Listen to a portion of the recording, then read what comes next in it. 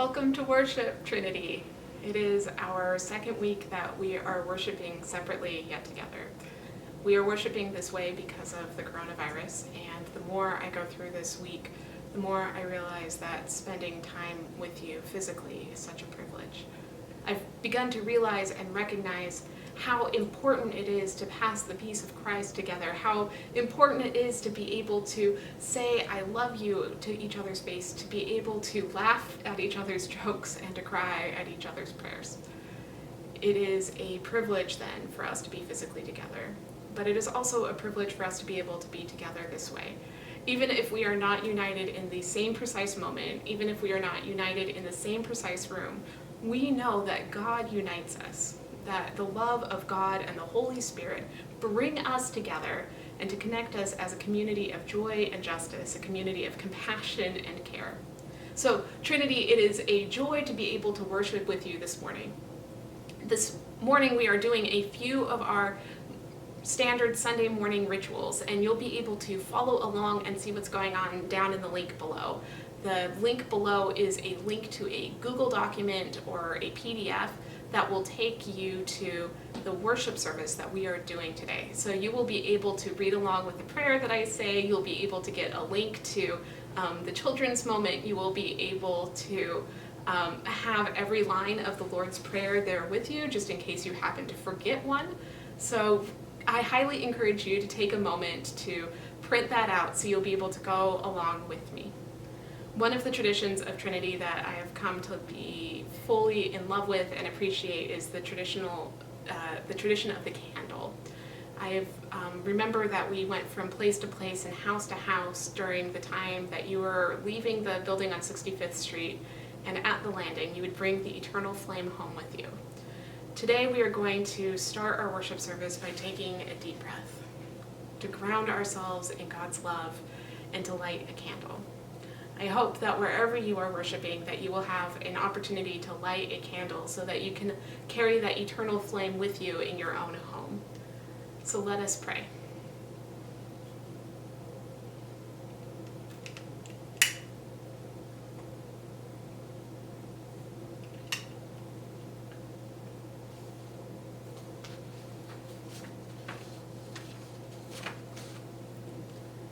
God of all compassion, we ask you to sustain us in this moment, to be present to us in the midst of grief and loneliness, disconnection and isolation. Yet we know that every step that we take away from each other is one of love for the other. We know that each time we stay home, that is a prayer of health, a prayer of hope for our healthcare workers. God, we ask you to be with those who cannot stay home, with those healthcare workers, those who are in service industries, those whose work requires human touch and physical presence. We ask you to keep them in our hearts as people of courage, as people who live on the knife's edge of poverty. We ask you to support them through these difficult days ahead. God, we particularly ask for you to give us strength to sit with ourselves in this time of sitting at home in quarantine. We ask you to shower us with the creativity to find new ways to rest and play, and this time we spend at home. We ask you to inspire us to connect to each other in new ways. Let us step away from each other let each step away from each other be an act of compassion, but not an act of separation. Let us find ways that we can revel in our humanity and in our community. Finally, let all of our steps lead toward you. You inspire all connection, creativity, compassion, and love. Guide our actions and our words so that we may be your hands and feet, heart and mind in this world. Amen. Now, Trinity, I would like to invite you to pass the peace of Christ. We pass the peace of Christ because we recognize the light of God that is in each of us, the belovedness that every single one of us carries. We pass the peace of Christ as a way of saying that the peace of God is in you and with you, and I see it, and I want that for you. Generally, we have done that at Trinity with handshakes and high fives and hugs. Today, I'm going to ask you to do that by liking down below, so we will be able to see your name and say a prayer of thanks and joy for you. The other way that I would like to celebrate that the peace has been passed is through all of the phone calls that I've heard about. I have been making a lot of phone calls this week. I've been reaching out to several people just to check in and see how we are all doing. And the people that I've been hearing from have said, oh, but this person from the church has called me too, and this person has called as well. And I just want to say thank you to the valiant efforts that each and every single one of you has been making to make sure that we are connected to each other, that we are able to share God's love and creativity with each other, and to make sure that even though the ease of being together in a worship building isn't happening, that we are still making sure that those bonds that are given to us by God are holding us together. So the peace of Christ be with you, Trinity. Next, we go into a moment for our children and for our young people. I hear you aren't in school now, and my prayers are with you. That is not easy. It's actually quite boring to be at home this long of an extended period of time. And I know that you all will be able to get through it. How do I know that? Because God's love is always around us, and that there are people who are making sure that we are taking good care of each other and taking good care of our community. One of the things that I want to lift up is the ways that we will still be connecting to you, young people, as the Trinity Church. And we'll be doing that through telling some of the stories of some of our really incredible church history folk. We are starting with John Wesley. This is John Wesley. He is the founder of United Methodism, and he started the church, the Methodist Church, because he wanted to make sure that the things that Jesus said, like loving your neighbor, and to make sure that those who were in prison were visited, and those who were sick were taken care of, and those who were hungry were fed, to make sure we as Christians did that. John Wesley inspired thousands and thousands of people to be not only people who were full of personal devotion and love of God, but people who took that love and put it into action. The second person that we are lifting up is Lucy Ryder Meyer. Lucy Ryder Meyer was doing ministry about 100 years after John Wesley was, in the 1800s, and she considered herself a Methodist. And the reason why she is a remarkable individual is she founded the Deaconess movement. The Deaconess movement is a reclaiming of women's work in the Christian church, and is a way for women to be able to name the ways that we are called to full-time ministry. The Deaconess movement is still in existence today, and they work on making sure that people do not suffer, and that they work to make sure that we are all connected as a global church and a global world through that church, the bonds of the church. They are also people who are called to social justice and environmental justice. They are people who are called to health and human services and social work. And we are so grateful that they are in our lives. And the reason why we are lifting up these two individuals during our time together through our digital place is we are lifting them up because they are people who went out and made sure that people were taken care of.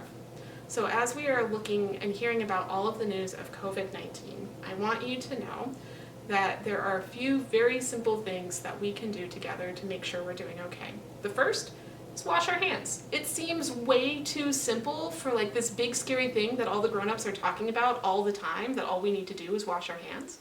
But you know, God gives us really simple tools to solve really complex problems. So wash your hands at least 20 seconds. Make sure you get your thumbs and your fingernails. And know that every time you take a long 20-second hand washing, that is a prayer and an act of love for the people around you. Secondly, the reason why we're lifting them up is they are people who went from house to house and inspired people to go from house to house and really take care of each other. So they are going to be in your house. We've got a link where you can download these pictures and you can cut them out and then you can color them.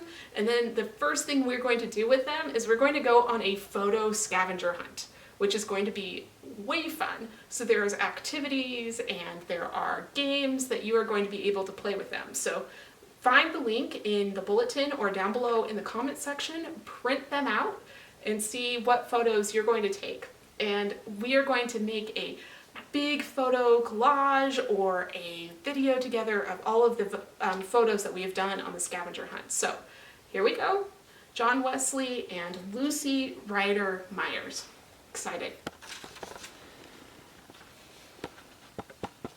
Now, one of the pieces of scripture that has been coming to my mind over and over again, Trinity, is Matthew 10:16.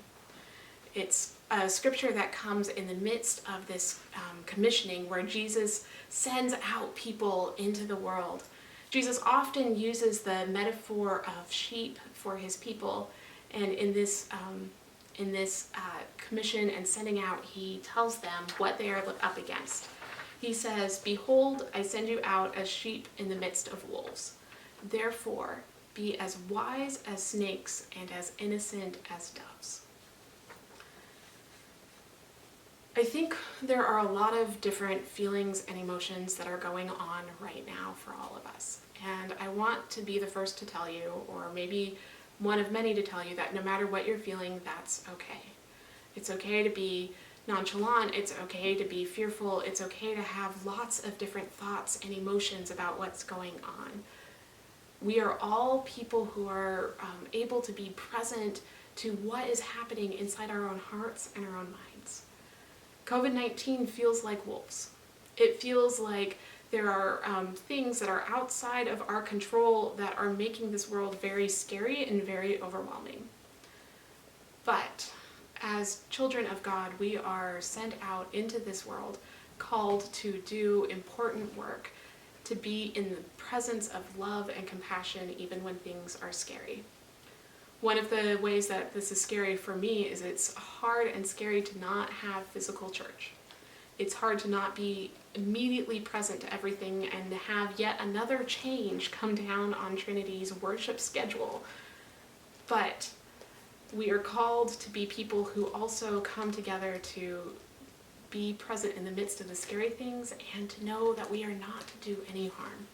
So even in the midst of this fourth worship disruption that you have had in the last year and a half, that we are still able to name that this is hard, that this causes a lot of different feelings about how we are as a church, and to still be able to say, God is here, and God is still sending us together as a church to do something. What we are called to do as Christians is to not only have these thoughts and these fears, but also to choose what we do with them. And this is where we come to the idea of being as wise as snakes and as gentle as doves. The Reverend Dr. Martin Luther King Jr. wrote a sermon on this, and he called us all to think of this as us being both tough-minded and soft-hearted. He said, "Those who are soft-minded are those who are easily misled and easily confused." He wasn't writing this during the age of the internet, but my goodness, the ways that he was talking about people being overwhelmed and misled by news headlines and not looking for deeper analysis and always looking for the things that always corroborated their own thoughts and encouraged them to not think too hard would be very present at this point in time. And he said those people are the people who are lured by the idea of being soft-minded and to just go along with what everyone else is saying. But those who are tough-minded are those who put their minds to difficult tasks, who really think hard to evaluate what's going on, who trust the work of experts in their field, of scientists, of departments of health. And he said, the importance of this is to know that we aren't just to be tough-minded, but that we are also to be soft-hearted. He said those who are tough-hearted are those who have no love for their neighbor, those who only love themselves, those who are people who make sure that number one is doing okay, right? And what he's saying is that we are encouraged to be soft-minded. And he says the Bible is full of these stories, like the story of the Good Samaritan, which is a person who was very soft-hearted, who saw a man on the side of the road and picked him up and carried him to safety, right? That we are called to be people who have compassion and gentleness, who love not only ourselves and our own families, but are called to love the world around us. And as I think about the problem that is in front of us, I think it is important for us to be both tough-minded, to be able to take our intelligence and our intellect and our curiosity and our insatiable need for more information, to be able to be people who take that and to be very intelligent and wily and careful as we listen to all of the input that's coming in, and make sure that everything that we are learning helps inspire us to be people of compassion. So that when we are hearing about people who are worried about being furloughed or losing their jobs, when we worry about the ways that students are going to be able to be getting all of their meals or to be able to have their individual education plans or the wraparound services that they need to be able to succeed as students, that we can have compassion in the midst of that too. So we are called as people to go out into the scary wolves, both with intelligence and curiosity and compassion. You know, I've been looking at the shelves and seeing how we are reacting to all of the empty shelves, and it's made me think a lot about the times that I've gone grocery shopping with people who are on really tight budgets. Right now we can't get toilet paper because there's no toilet paper to have, but I think about the people who only had $20 in the grocery store and would see toilet paper everywhere but knew that that shelf was as good as empty to them because they wouldn't be able to afford it. And I've been thinking a lot about people who work really exceptionally hard at a job that doesn't get paid well. I think about how our janitors are people who are on the front lines of this epidemic and who are the people that we often look down on quite a bit, like say, oh, be good in school because you don't want to end up a janitor, but they are the people who are literally saving lives right now. And I want to be people who look to this world and be as wise as serpents and say they deserve a living wage and they deserve to have a home. To be able to be people who ask the tough questions that are getting lifted up in this, right? Like, we know that part of the reason why the United States is struggling with how to respond to this is because our healthcare system is so fragmented and fractured, and that not everyone has access, that so many people who might have had COVID were afraid to go into their own doctor and get a COVID test because they couldn't afford it. So I want us to be as wise as serpents, to be able to be looking to this world and asking the hard questions, to not just make fun of the toilet paper that's all gone, but ask about who are the people who couldn't have afforded toilet paper to begin with, and how do we support the people who are doing excellent and amazing work that are helping us be clean and safe and healthy together. And also to look at our own society and our own ways that we distribute healthcare, and to look even at questions like healthcare staffing, because I knew at the beginning of February we had a strike that was because there was chronic understaffing of our nurses. So how do we as a community ask all of these hard social justice questions in the midst of this time of intensity and anxiety? But then I want us to ask those questions so that we can be gentle and compassionate. So that if we are someone who accidentally went to Costco, the two of us, and we both bought toilet paper because, you know, Skylar and I didn't talk to each other about it. I was kind of frustrated at the time, but now I'm actually really okay with it. That we could say, wow, we have a lot of toilet paper.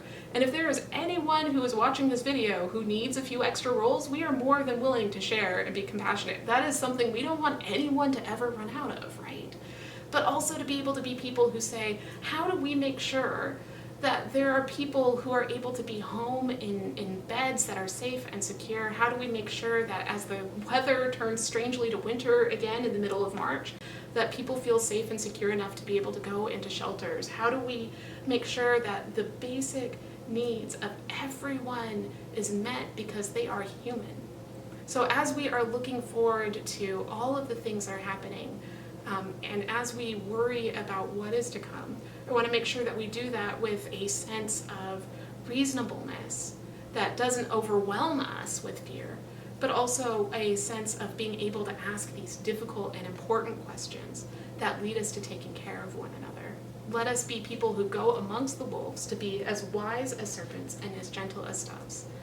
And part of the reason why this is such an important concept, this paradox of combining a very scary thing with a very gentle and omnipresent thing, a rare animal like a serpent that you only run across every once in a while with a dove, which you see everywhere, right? How do we combine both the necessity to be every once in a while really, really wise and wily with overwhelming and constant generosity? Why do we talk about this so much? Because it's not that we are called to ask that as ethical beings, but because we are doing that to show the reflection of God's love. I'm going to close with this passage from Martin Luther King Jr. from his sermon, and you'll find a link to the whole sermon in the bulletin in the link down below. And I'm going to close with this. He says, "I am thankful that we worship a God who is both tough-minded and tender-hearted. If God were only tough-minded, he would be a cold, passionless despot, sitting in some far-off heaven, contemplating all, as Tennyson puts it, in the palace of art. He would be Aristotle's unmoved mover, self-knowing but not other-loving. But if God were only tender-hearted, he would be too soft and sentimental to function when things go wrong and incapable of controlling what he has made. He would be like H.G. Wells' lovable God in The Invisible King, who is strongly desirous of making a good world, but finds himself helpless before the surging powers of evil. God is neither hard-hearted nor soft-minded. He is tough-minded enough to transcend the world. He is tender-hearted enough to live in it. He does not leave us alone in our agonies and struggles. He seeks us in dark places and suffers with us and for us in our tragic prodigality. At times, we need to know that the Lord is a God of justice. When slumbering giants of injustice emerge in the earth, we need to know that there is a God of power who can cut them down like the grass and leave them withering like the Greek herb. When our most tireless efforts fail to stop the surging sweep of oppression, we need to know that in this universe is a God whose matchless strength is a fit contrast for the sordid weakness of humanity. But there are also times when we need to know that God possesses love and mercy, when we are staggered by the chilly winds of adversity and battered by the raging storms of disappointment, and when through our folly and sin we stray into some destructive far country and are frustrated because of a strange feeling of homesickness. We need to know that there is someone who loves us, cares for us, understands us, and will give us another chance. When days grow dark and nights grow dreary, we can be thankful that our God combines in his nature a creative synthesis of love and justice that will lead us through life's dark valleys and into sunlit pathways of hope and fulfillment. So we take on this piece of our sense of being both compassionate and just because we are reflecting that in God. So Trinity, when we go through these weeks and when we know that there's going to be more cases and more burdens put on one another, may we do that with both wisdom and gentleness, with the strength of mind and character, and with the compassion of all. One of the ways that I want to make sure that we have a chance of doing that is I want to lift up the fact that we know that we are going to be seeing a need for getting groceries and delivering groceries for those who are currently homebound, who are self-quarantining. I have a few people who have volunteered to go get groceries, and I want to make sure that when we do that as a community together, that we are able to do that well. So in the link below, I'm going to lift up the people who are being joyfully shopping and to make sure that we can pay for those groceries. So I'm going to ask you to click the link below and to donate to the Pastor Disbursement Fund. All of the money there goes to direct charitable good. So if you say this is going to that fund, we will make sure that it will be in times and places and ways that are going to be utilized. Right now, that is going to be an immediate and direct response to COVID-19. And right now that looks like groceries, but we'll find out more in the days and weeks to come what other needs and responses that we have that we need to do to take care of each other as a community. I have been amazed at the generosity and gentleness of people. Everything from watching people open doors and share the tiny thing of sharing wipes to the big things like making sure people are not going to get evicted and have enough to eat. So make sure that you click that link. And now, Trinity, let us join together in our prayer of dedication as we celebrate all the gifts that are given and shared so that we may be able to do this direct and common work. We pledge, O God, to discover how much is enough for us to be truly fulfilled, neither rich nor poor, and to consume only that. We pledge, O God, to be part of the discovery of how much would be enough for everyone, not only to survive, but to thrive, and to find ways for all to have access to that. We offer our lives to you so we may learn to live like Jesus, healing our lives and the life of the world. Amen. And now we turn all of our prayers over to you, God, and we say this Lord's Prayer together. Our Creator, who art in heaven, hallowed be your name. Thy kingdom come, thy will be done on earth as it is in heaven. Give us this day our daily bread, and forgive us our trespasses, as we forgive those who trespass against us. Save us from the time of trial, and deliver us from evil, for thine is the kingdom, the power, and the glory forever. Amen. And now, finally, for a few announcements. So part of the other reason why we are worshiping online is not just because of the viral changes that are happening around the world, but also because there are some good changes happening at our local worship space. We are remodeling the 8500 building as we speak. So look to your Facebook page and to your Tum News. We will be showing some pictures of how we are going to be moving all of that, and we are also going to be showing some pictures of some of the deconstruction, and I'll be doing a video walkthrough of it in process. You might also see a call for helping us remove pews. I hear you're good at that because you moved them around a lot at the last building, and I've been assured that these are smaller pews. I'm not sure if they're less heavy, but they're at least physically smaller. So we're going to be moving the pews out of the sanctuary, so we'll be able to put down the carpet tile and do the painting and to be able to bring in the pew chairs. Next, I also want to make sure that you all know that youth group was supposed to meet today, but clearly we're not. But I'm going to do a Google Hangout on Wednesday at noon. I'm going to send that email out to parents. So make sure that you look for that and to have that link available so that we can all chat and see how it's going and to be around each other and talk and be, extroverted if we need it. And then finally, the last announcement that I have is that one of the ways that we are trying to stay connected to each other is through Easter flowers, which you can see some here. We bought a whole bunch of flowers for anyone who wants them to be able to come home and to take care of them for these times that we are away, so that every time you see those flowers, you will be able to pray for them and water them and keep them well cared for. And then when we come back together, the first time we come back together, we invite you to all come and to bring the flowers, and we'll be able to say what we've nurtured and grown together while we were gone. Audre Lorde says that revolution is not a one-time event, neither is caring for these flowers. So we ask you to make sure you water them multiple times if you do take this on. But it is kind of like church. Church isn't meant to be a one-time event, but it's meant to be something that we connect to and we grow with over and over again, just as we hope that the changing world that we wish to come, the kingdom that we talk about, is going to take our work all together. That work is going to look a little bit differently in the next few weeks. That work's going to look a little differently in the next few weeks, but it's going to be good work, and it's still going to be holy work. We are still going to connect, and we are still going to thrive. And I can promise that because the love of God is always with us and is with you wherever you are and whatever moment you're in. And that love of God transforms us, connects us, and grows us. Go with God, Trinity. Amen.